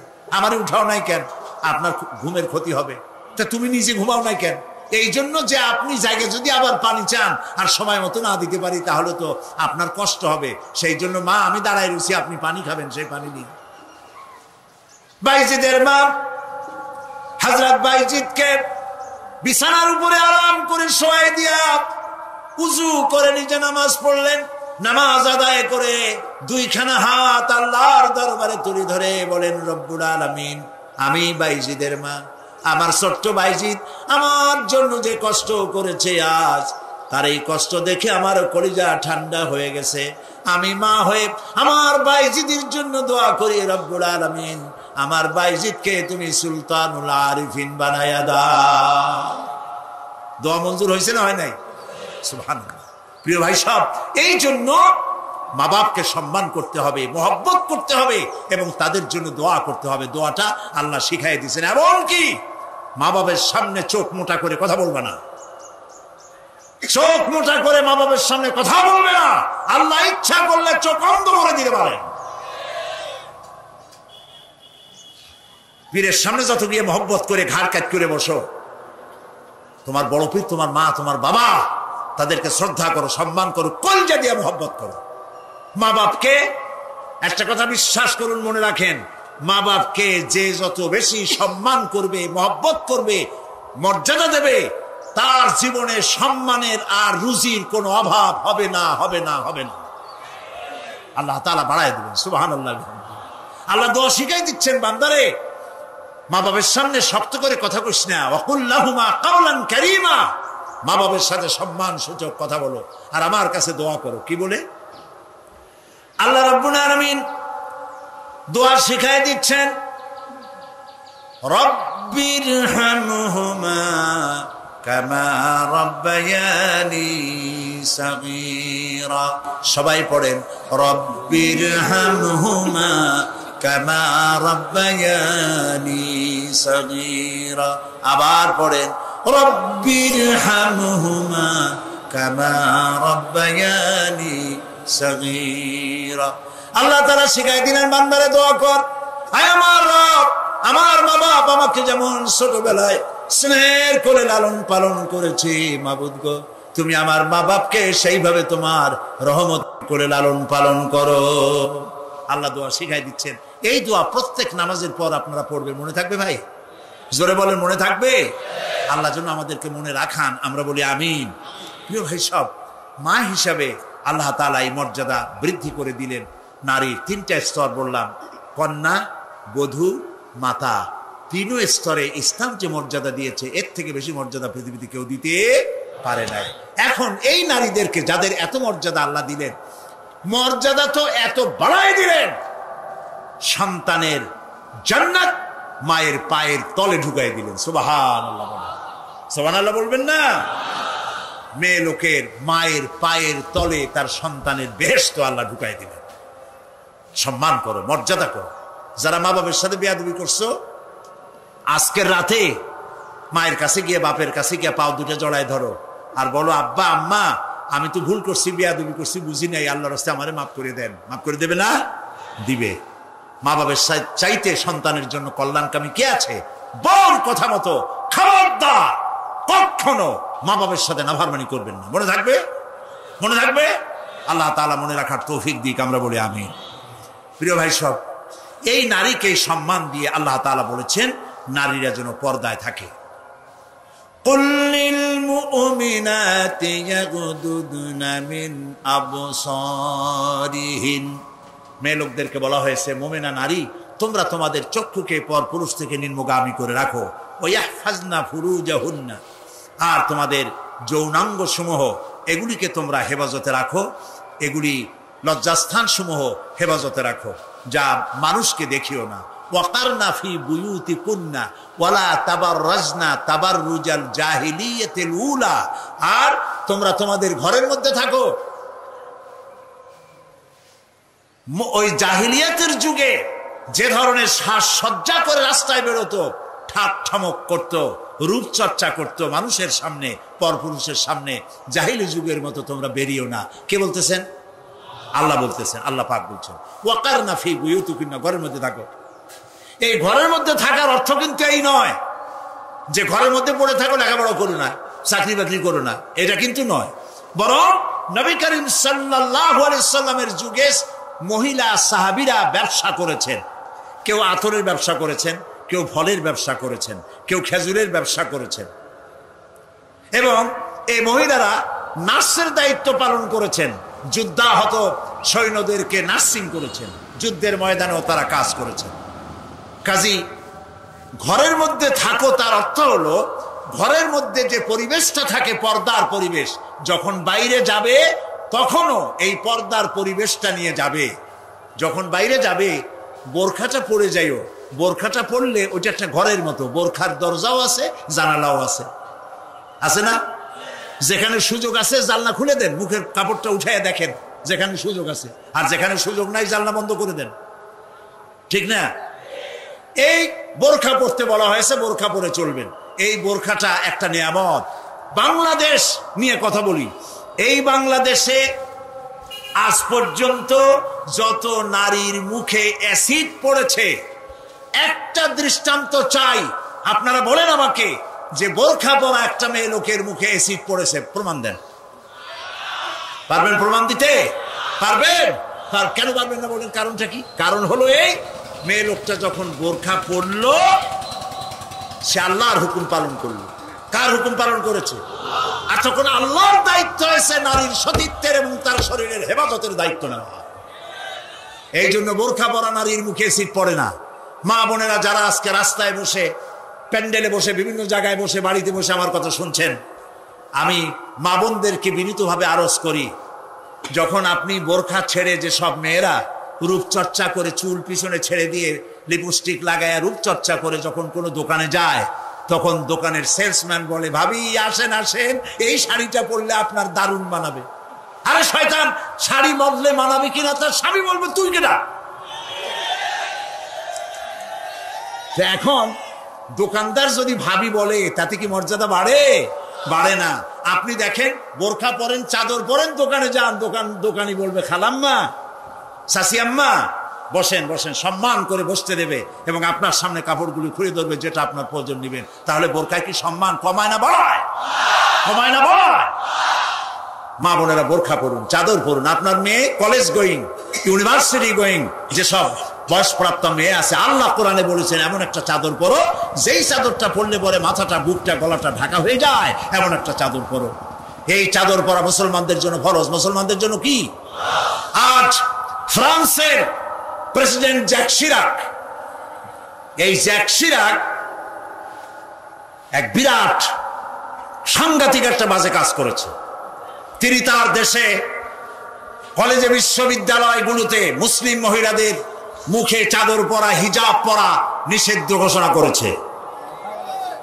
আমরা আজকে চট্টগ্রাম তাফসীরুল কুরআন মাহফিলের লক্ষ লক্ষ মানুষের উপস্থিতিতে বাংলাদেশের কণ্ঠ বাতাসে মিশিয়ে দিচ্ছি।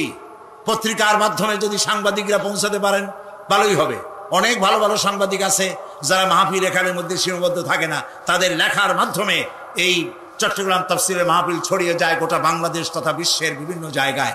ওই সব সাংবাদিকদেরকে ধন্যবাদ জানাই আর প্রাণ খুলে দোয়া করি, আল্লাহ এদের কলমকে আরো শানিত বানিয়ে দাও। আপনারা আমাদের কথা লেখেন, আমরা জ্যাক শিরাককে বলছি, আপনি যে কাজটি করতেছেন এটা আপনি প্রেসিডেন্ট হয়ে, ইউরোপের একটি বড় রকমের রাষ্ট্রের প্রেসিডেন্ট হয়ে মানবাধিকার লঙ্ঘন করেছেন। মুসলমানদের পর্দা বন্ধ করার কোন এখতিয়ার আপনার নাই, যেমন আপনার এখতিয়ার নাই কোন পাদ্রীর লম্বা জামা অথবা ক্রসকে নামিয়ে ফেলার জন্য। আপনি বলতে পারেন, পারে বলতে?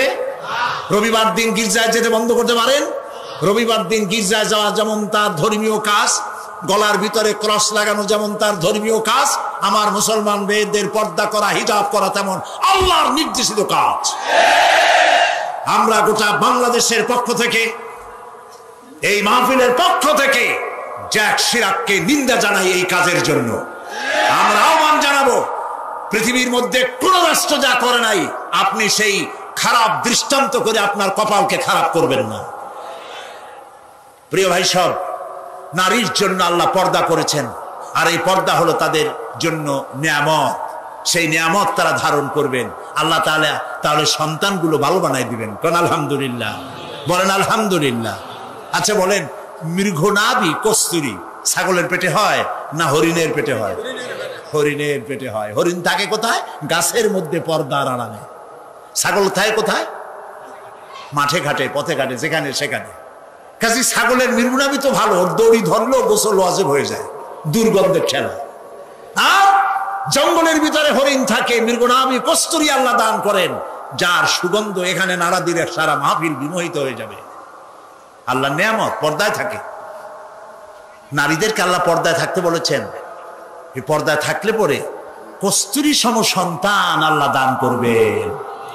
আর যদি পর্দায় না থাকেন, যে সন্তান হবে হবে মিস্টার বল্টু বাবু, মন্টু মিয়া। ভয়ের চোটে মানুষ অস্থির, তার চোখ গর্তের ভিতরে কি খাইছে, চোখ গেছে গর্তের মধ্যে। 2 কেজি চাউল ভাজায় 2 চোখে, চুল মাথা দিয়ে ঝুলানো। প্যান্ট পরছে, সে প্যান্ট পরা অবস্থায় সেলাই করছে না কেমনে করছে আল্লাহ জানে। জুতার মধ্যে এত বড় বড় লোহা বটন লাগানো, গলায় এত বড় মোটা চেইন। জাহান্নামের আগেই সালাসিলা ওয়া আগলালাম ওয়া সাইরা, জাহান্নামের শিকল আগেই পড়ছে গলায়। রাস্তায় মানুষে দেখে আর বাপ বাপ করে পলাইতে থাকে, বলতে থাকে আল্লাহ এই শয়তানের গজব দাও, এই শয়তানের যে মায় পেটে রাখছে তার কলেরা দাও, ওর বাপের বসন্ত দাও। আর ছেলে যদি ভালো হয়, মানুষ দোয়া করে, আরে এই ছেলেটা এত ভালো, আল্লাহ এই ছেলেটির প্রতি রহম করো, এই ছেলের যে মায় পেটে রাখছে সে মায়ের রহম করো, ওর বাপের রহম করো। সুবহানাল্লাহ। নেক সন্তান পাওয়ার জন্য পর্দায় থাকা আপনার জন্য জরুরি। মা বোনেরা পর্দায় থাকুন এবং নিজের সৌন্দর্য পরপুরুষকে দেখাবেন না। আপনার সৌন্দর্য আপনার পিতার জন্য নয়, ভাইয়ের জন্য নয়, ছেলের জন্য নয়, কারোর জন্য নয়, শুধুমাত্র একমাত্র কেবলমাত্র স্বামীর জন্য। এই সুন্দরী প্রতিযোগিতার কথা সেদিন বলেছি। বাংলাদেশে বিভিন্ন সাবান কোম্পানির পক্ষ থেকে সুন্দরী প্রতিযোগিতা, ফটোজেনিক কি ফটো সুন্দরী, মিস ফটো সুন্দরী জেনিক না কি একটা কপালের সারা, জি এগুলি করতেছে, এগুলি তারা করতেছে, বিভিন্ন জেলা শহরে করতেছে। প্রিয় ভাই সব, আমি সেদিন বলেছি, আজকে লক্ষ লক্ষ লোক, সকলকে বলি, মিস বাংলাদেশ অথবা ফটোজেনিক সুন্দরী প্রতিযোগিতা যেখানে হবে সেখানেই বাধা দিবেন। ফটোজেনিক সুন্দরী প্রতিযোগিতা বাংলাদেশের মাটিতে হতে দেওয়া হবে না।